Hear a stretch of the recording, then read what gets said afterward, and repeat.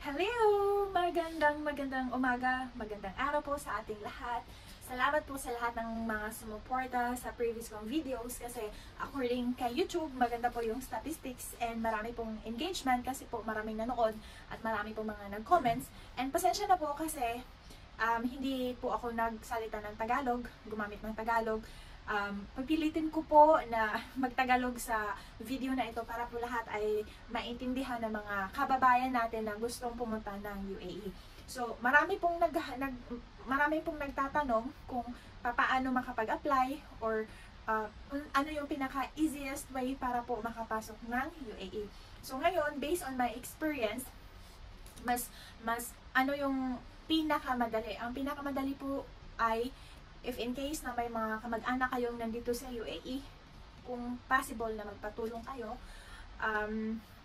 kasi po yung nangyari kasi sa akin, ang kapatid ko po ang nag-sponsor sa akin. Alam mo naman sa Pilipinas, pahirapan sa immigration para makalusot.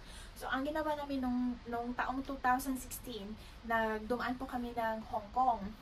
Yung iba pumupunta ng Thailand, Malaysia, para lang po mag-cross country.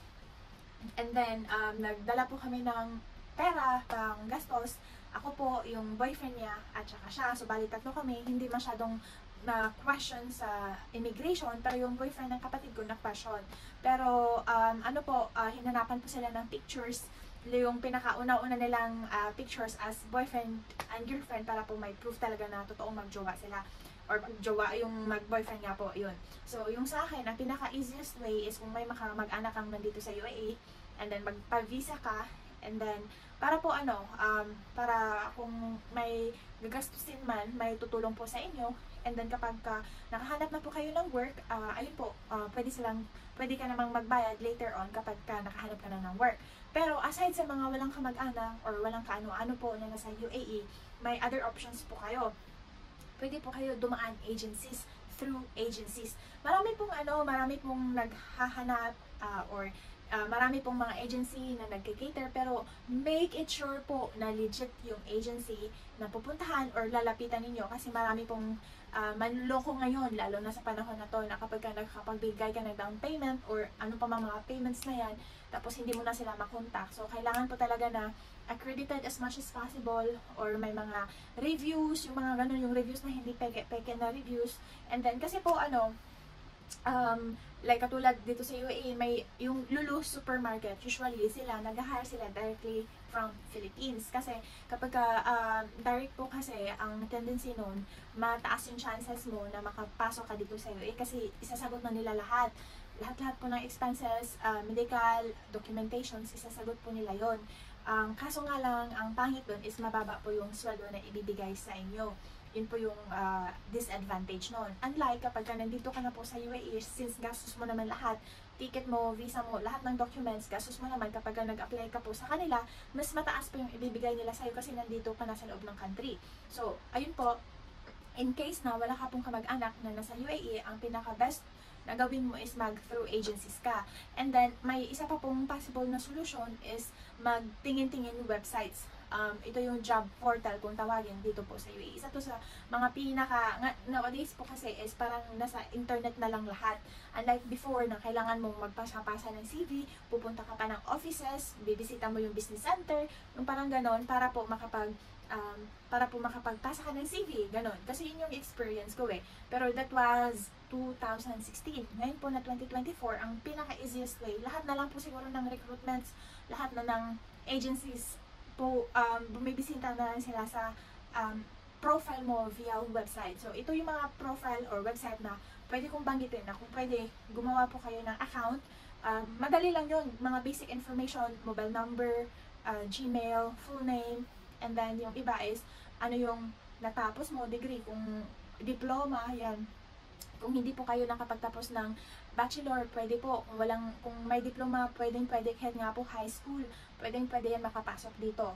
Okay? So ngayon, ang isa sa mga websites na babanggitin ko is Indeed. Ito siya, kung i-click nyo lang po search nyo lang sa Google, Indeed.com. Yan po, may mga hiring agencies, may mga direct employer po kayong makikita doon. Mag-upload lang kayo ng resume or CV, curriculum vitae, kung mag-create kayo ng account and then mag-search lang po kayo kung ano yung gusto nyo hahanapin, administrative, butchery, clerk, supervisors, managers, yun po, makikita nyo po lahat doon. And then, isa sa pinaka-well-known and fast-growing na website, especially sa mga job hunters, katulad nyo po, katulad sa akin, ang ginagamit ko ngayon is ang LinkedIn. Lahat po ng interviews, lahat po ng agencies or HRs na nagko-contact sa akin para mag-offer ng work is nakikita nila yung profile ko sa LinkedIn. Kasi doon po ako active at this very moment. Before, may Indeed, may LinkedIn ako, pero LinkedIn po talaga yung pinaka-focus ko ngayon. So, LinkedIn yung super updated po sa lahat ng mga experiences ko. Kasi po, dito sa UAE, ngayong not only this year, and the previous year, mas focus po sila sa online websites. Ayun po yung sa sinabi ko nga nung nakaraan. So, Indeed po, isa yan sa pinakamalaking chance na makahanap ka ng employer. Ayun. And then, you have to mention all your experiences or ano po yung mga natapos niyo po. Yun. Nandun naman lahat ng step by steps eh. And then, Nukri Golf, yun, katulad din yan sa Indeed, LinkedIn, Nukri Golf, at saka Byte.com.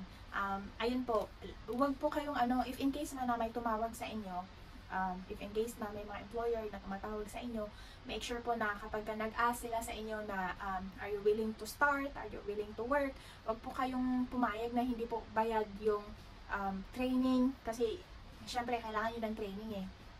Kung suitable yung work para sa'yo, or kaya mo yung work, gano'n.